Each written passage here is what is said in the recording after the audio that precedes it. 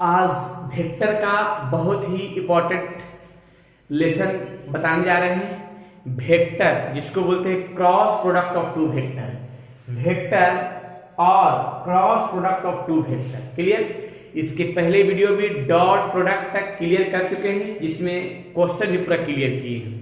ठीक है, अब इसमें जो है थोड़ा देखते हैं कि इसका डिफिनेशन क्या बताता है। डिफिनेशन में है कि जब vector product of two non zero vector, A vector है बी वेक्टर, यानी ए और बी दो वेक्टर है जिसमें दोनों का डिनोट ए क्रॉस बी से करते हैं। इसके पहले वाला में ए डॉट बी था क्योंकि डॉट प्रोडक्ट था, जिसको आप स्केलर प्रोडक्ट बोलते हैं। इसको बोलते हैं क्रॉस प्रोडक्ट, जिसको ए क्रॉस बी से इंडिकेट बोलते हैं, ए क्रॉस बी से डिनोट करते हैं। और इसका डिफाइन क्या करते हैं कि a cross b equals to magnitude A magnitude B sine theta N cap.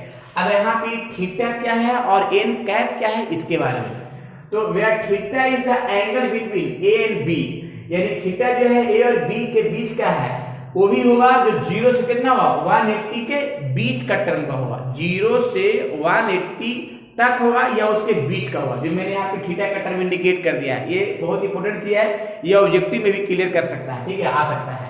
और यूनिट वेक्टर ए एन पर N cap is perpendicular to both vector A and B, यानी ये unit vector perpendicular to A and B, N cap का condition है। ठीक है, तो ये ध्यान में रखना है कि क्रॉस प्रोडक्ट अर्थात वेक्टर प्रोडक्ट का फॉर्मूला ए क्रॉस बी के रूप में magnitude A magnitude B sine theta N cap, where N cap is unit vector perpendicular to A and B. Clear?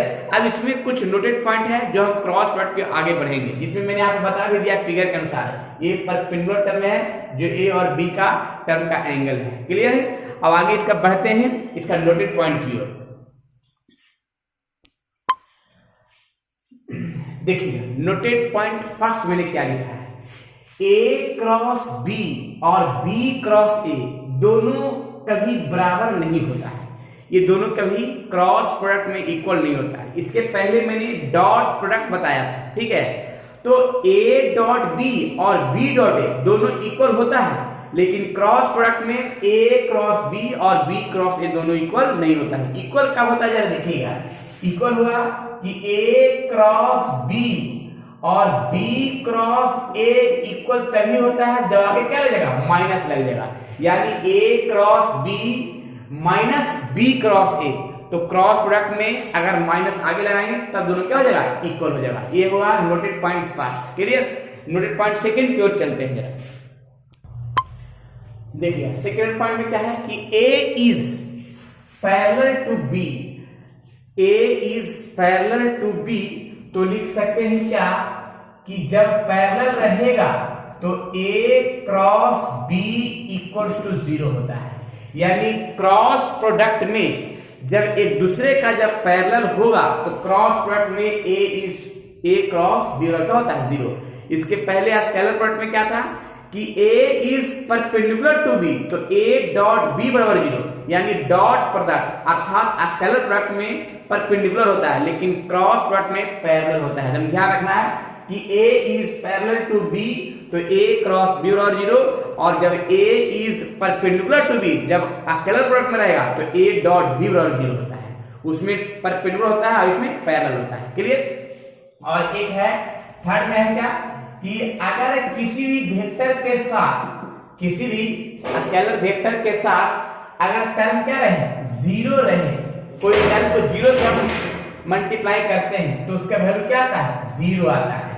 अगर किसी भी वेक्टर कंडीशन के साथ अगर 0 से मल्टीप्लाई करें तो क्या आ जाएगा 0 आ जाएगा।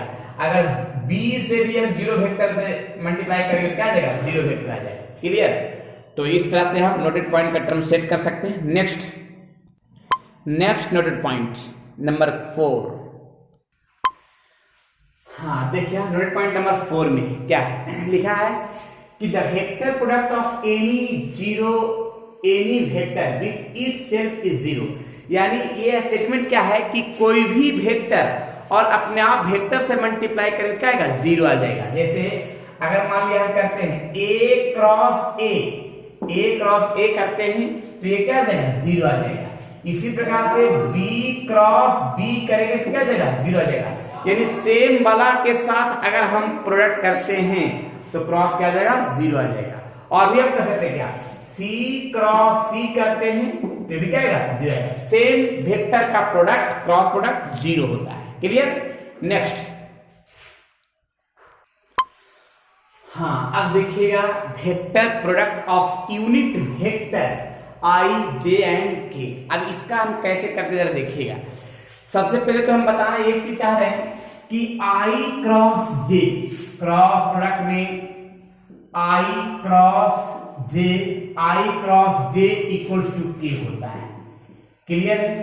या फिर देखिएगा किस तरह से, जे क्रॉस के को हम आई लिख सकते हैं। या फिर इस तरह से ऐसे कर सकते हैं कि के क्रॉस आई इक्वल्स टू जे, के क्रॉस आई इक्वल्स टू जे।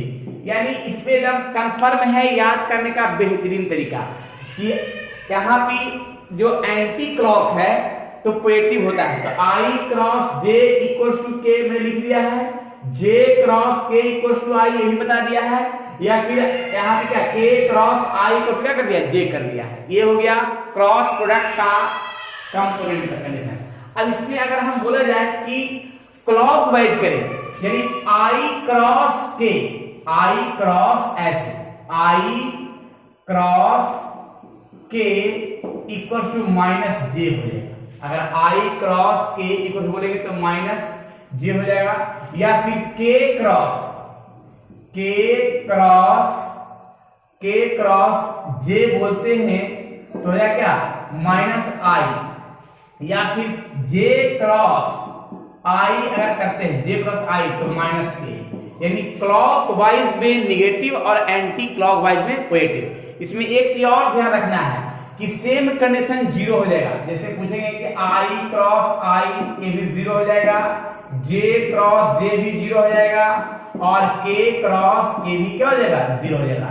तो ये ध्यान रखना है कि क्रॉस प्रोडक्ट में सेम कंडीशन 0 होता है, लेकिन अगर डॉट के बाद किया जाए तो आई डॉट आई 1 होता है, जे डॉट जे 1 होता है, और के डॉट के 1 होता है। उसमें 0 क्या होता है कि जब डिफरेंट आएगा, आई डॉट जे बराबर 0, जे डॉट के बराबर 0, के डॉट आई बराबर 0, तो डॉट प्रोडक्ट में डिफरेंट कंडीशन 0, सेम कंडीशन 1, और क्रॉस प्रोडक्ट में सेम कंडीशन 0 और डिफरेंट जो सामने दिख रहा है वो मैंने सेट कर दिया है। क्लियर। अब इसका आगे हम कंपोनेंट बताते हैं, नेक्स्ट इसका यूज करके दिखाते हैं क्वेश्चन में। हाँ देखिएगा इसमें जरा है क्या कि vector product in terms of component. अब यहाँ पे 2 वेक्टर दिया हुआ है और दोनों का क्रॉस निकालना है। तो क्रॉस निकालने का सबसे बेहतरीन और यही तरीका क्या है, देखिएगा ए क्रॉस बी का। तो जब हमको क्रॉस प्रोडक्ट निकालना होगा, फर्स्ट ऑफ ऑल आई जे और के जो यहां तक सामने दिख रहा है, पहले इसमें करेंगे कि आई का कॉफिशिएंट A1 और B1, जे का कॉफिशिएंट A2 और B2, के का कॉफिशिएंट A3 और B3। क्लियर। तो इस तरह से पहले हम डिटरमिनेंट्स फॉर्म में सेट कर देना है। जब भी क्रॉस प्रोडक्ट निकालना होगा तो A क्रॉस B का, तो I का कॉफिशिएंट J का और K का दोनों वेक्टर का लिख देना है, और डिटरमिनेंट्स जैसे निकालते हैं वैसे ही निकाल देना है। ठीक है। देखिए कैसे, I के सामने इस तरह से, तो इसको इससे मल्टीप्लाई करेंगे A2 B3 माइनस इसको इससे करेंगे B2 A3। क्लियर है। J के सामने निकालते हैं, देखिएगा J के सामने निकालते हैं, या J के सामने का डिटरमिनेंट तो इसके सामने ढक लेंगे इस तरह से, इस तरह से, तो इसको इससे मल्टीप्लाई करेंगे A1 B3 माइनस इसको इससे करेंगे तो B1 A3 हो जाएगा। क्लियर है। और अब हम K के साथ करते हैं, K को अगर हम सामने ढकते हैं तो देखिएगा इस तरह से K के सामने ढकेंगे तो इसको इससे मल्टीप्लाई करेंगे A1 B2 माइनस इसको इससे करेंगे B1 A2 हो जाएगा। तो इस तरह से डिटरमिनेंट्स का जो कंडीशन निकालते हैं उसी तरह से इसका हम एक्सपेंड कर दिया। अब ये हो गया 2 वेक्टर का क्रॉस प्रोडक्ट निकालने का बेहतरीन तरीका। अब सवाल है कि इसका यूज एक करके दिखाते हैं एक एग्जांपल से, तो और बेहतरीन हो जाएगा। ठीक है, देखिएगा एग्जांपल इसका। देखिए एक क्वेश्चन ए वेक्टर और बी वेक्टर दे दिया है और इसका हम क्रॉस प्रोडक्ट निकालते हैं। क्रॉस प्रोडक्ट निकालते हैं तो क्रॉस प्रोडक्ट निकालने के लिए सबसे पहले तो इसका हम डिटरमिनेंट्स रूप में हम सेट कर लेते हैं। कैसे डिटरमिनेंट्स रूप में करते हैं, तो आई हो गया, जे हो गया और यहाँ पे के हो गया। तो पहले आई का कोएफिशिएंट यहाँ 2 और यहाँ 3 हो जाएगा, जे का कोएफिशिएंट 1 हो जाएगा और यहाँ 5 हो जाएगा, के का कोएफिशिएंट 3 और -2 हो गया। अब इसके बाद क्या करेंगे जरा देखिएगा कि आई का सामने रो और कॉलम को ढक लिया गया है, फिर इसके बाद ये दोनों को मल्टीप्लाई करेंगे, 1 -2 से करेंगे तो -2 और इसको मल्टीप्लाई करके सब्ट्रैक्ट कर देंगे। क्लियर है, ये तो आई का हो गया। अब जे का, तो जे के आगे हुआ माइनस हो जाएगा, जो डिटरमिनेंट का रूल है। तो जे के सामने ऐसे कॉलम और रो, तो इसको इससे मल्टीप्लाई करेंगे -4 आ जाएगा और 3 में 3 से करेंगे तो 9 आएगा, लेकिन सब्ट्रैक्ट करना होगा। क्लियर है, इसी प्रकार से के सामने ढकते हैं, तो के के सामने ढक लेते हैं इस तरह से और इस तरह से, तो इसको इससे मल्टीप्लाई करके कितना हुआ 10 -3 में 1 से करेंगे तो क्या हो जाएगा 3। क्लियर है, तो इस तरह से डिटरमिनेंट्स में कहानी सेट हो चुका है।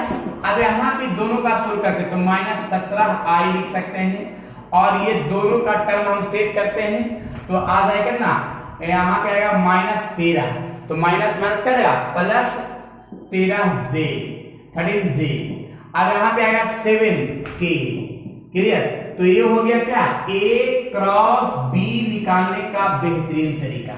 अब यहाँ ये तो क्लियर हो गया बाबू, लेकिन अगर इसमें भी कुछ क्वेश्चन और अगर जोड़ दिया जाए कि find modulus A cross B, अगर इसका मॉडुलस भी निकालने के लिए कहा गया जाए, कैसे जरा देखिए, मॉडुलस ऐसे A क्रॉस B का मॉडुलस कर दिया है, आंसर तो तुम्हारा यहीं पे हो गया क्रॉस प्रोडक्ट का। देखिए अगर मॉडुलस निकालने के लिए अगर कह दिया जाए तो मॉडुलस का सबसे आसान तरीका क्या है कि -17 का 17 का स्क्वायर और यहाँ पे इसका स्क्वायर और ये स्क्वायर, यानी कहने का तात्पर्य है क्या कि आई का कोएफिशिएंट का स्क्वायर, जे का कोएफिशिएंट का स्क्वायर और के का कोएफिशिएंट का स्क्वायर और प्लस करके स्क्वायर रूट कर देंगे, तो ये आ जाएगा तुम्हारा क्या, ये आ गया कंप्लीट जो है ना ये मैग्नीट्यूड मॉडुलस, जिसको हम 289 लिख सकते हैं और यहाँ पे आ जाएगा ना, यहाँ पे आएगा 169 और प्लस 49 और इसका एडिशन करके देखिए,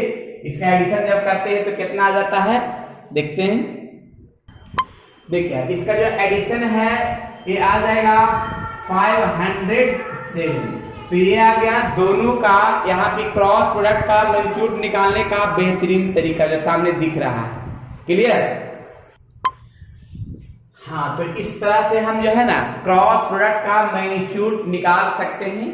ठीक है, तो इसी तरह से और भी अगर जानकारी प्राप्त करना चाहते हैं तो नेक्स्ट वीडियो में और भी हम इसका डिटेल से थ्योरी देंगे, जो एंगल निकालने के लिए भी देंगे, यूनिट वेक्टर परपेंडिकुलर का भी देंगे, लेकिन अगले वीडियो में देंगे।